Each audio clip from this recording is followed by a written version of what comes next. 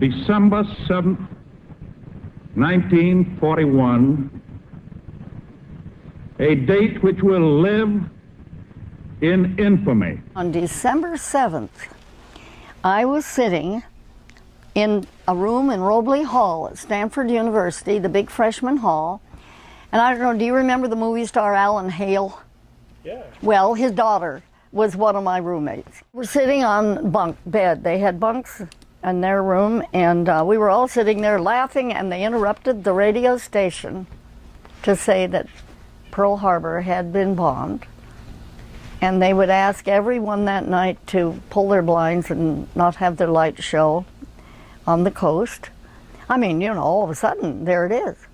And then they rang, and then after that happened, they rang the big bell in our dorm, and they asked us all to please come into the main dining room, and we all went to the main dining room. But they said they felt that war would be declared, and we had to know that we would be at war, and that everything would change. No matter how long it may take us to overcome this premeditated invasion, the American people in their righteous might will win through to absolute victory.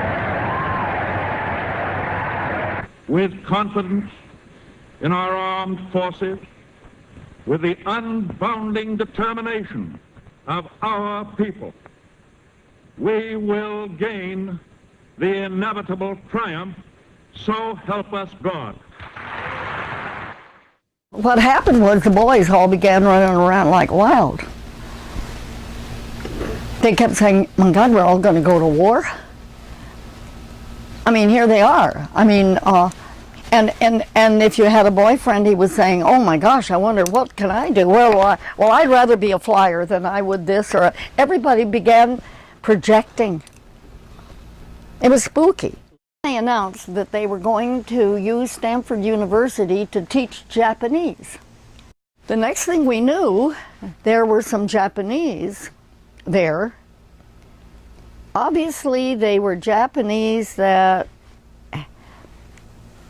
someone had to have been able to check up on or knew or what, because they were all there, and they were supervising the forming of the blocks for the language printing. They had to print all the blocks of like the letters of the alphabet, but they're pictures. Everybody was assigned something. Our group, we used to go on the weekends and pick fruit in Silicon Valley, because all of the people who had been picking the fruit were no longer there.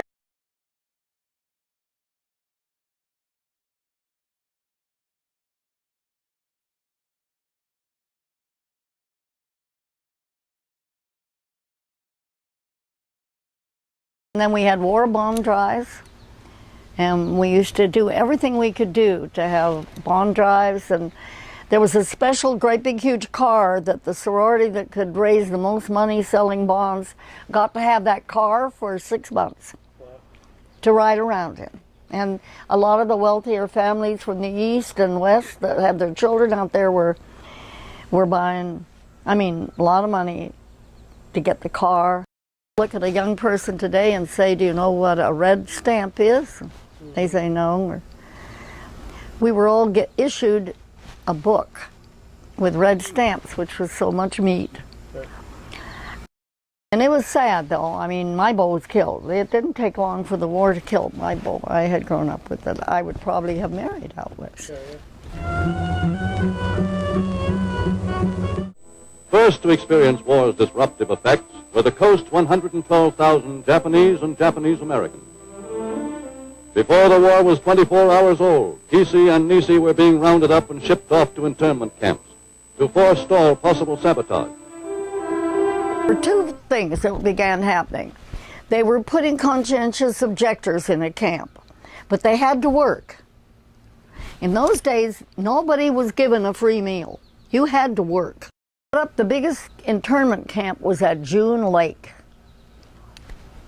which was up behind Yosemite Valley, if you looked at the state of California. That was the one that affected most of the people we knew. And they just plain moved them, lock, stock, and barrel up there. They fed them, and they lived there. Lily wrote all the time, because her family. But you know, I I used to think, isn't this awful, awful? But I had another beau I went with, of course. I had a lot of beaux. I had a good time when I was young in California. And Robert was in the Coast Guard, and his family had a Chevrolet agency. And he was to deliver a new Chevrolet down to somebody on Terminal Island in Long Beach. And then we were going to go over to where somebody had a boat up at Newport Beach, just up from, down from Long Beach. So I drove his car and he drove the new car, and we got down there and we went to the address. It was way out on the point on Terminal Island. I don't know if you know the situation there, but the Los Angeles Harbor all came together there, and there was one piece of land in the middle of it, sort of, they called Terminal Island. And could see both sides, everything. So anyway, that night we went there, and can you believe it? He got out, he went to the door, nobody answered. He said, well, that's funny, they're supposed to be here. And he went around the house, and all of a sudden he came running back, jumped in the car, and said, just follow me as fast as you can. We went to the Coast Guard station. Underneath in the basement of that house was the biggest sending station, sending messages. The Japanese were there. Wow. And they were sending the messages of all the ships that were leaving the Los Angeles Harbor. So you see, you had to realize there were bad ones with the good ones. And how do you segregate? Set up the camp where you would go to meet the young flyers. Now they would get into Los Angeles at midnight, and they would come down from the valleys where they were teaching them to fly, and they would have an overnight or two, and then they would go to one of the clubs to meet, and you'd meet them, and then when you met someone, and they had buses. And Marion Davies, she was one of them. Bing Crosby,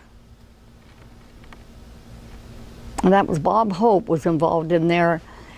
There were two or three, but Marion Davies was the biggest one. And she bought other houses around her out there in Beverly Hills. There were 3 swimming pools. There were all of the houses, and they served food. All night they served a banquet. And the young officers, now that was called an officers club. And the other clubs were called, if you belonged to the officers club, you could go to these. You were invited. There was a division there, no question. Is how did we live through it? You got used to hearing about somebody dying. You knew that death came with it. There was no question about it. So there was no wavering of the support of the government in its effort to win the war? No question whatsoever, except we were upset about one thing. Most of the kids that were down there on the West Coast, a lot of them, they got sent to the South Pacific in holding pattern. And they didn't have sufficient munitions. They didn't have sufficient anything. There were young men from Erie, Pennsylvania that can tell you about hanging on the end of the piers over there without any way to escape. They can't go ashore. That eventually they stayed there under the water long enough that somebody was able to get a boat that came that some of them could swim out to. I mean, this was what got us, was we felt that lots of the boys were killed. Reaction when you heard about VJ Day. So President Truman gets on the radio, maybe the television, and said, Japan has unconditionally surrendered. What was the reaction? Well, first place, I think the dropping of the bomb was the atom bomb. It seemed so against everything that you'd been raised all your life on about not killing, not hurting other people intentionally. Thank you for your time. This has been great. Well, you're more than welcome.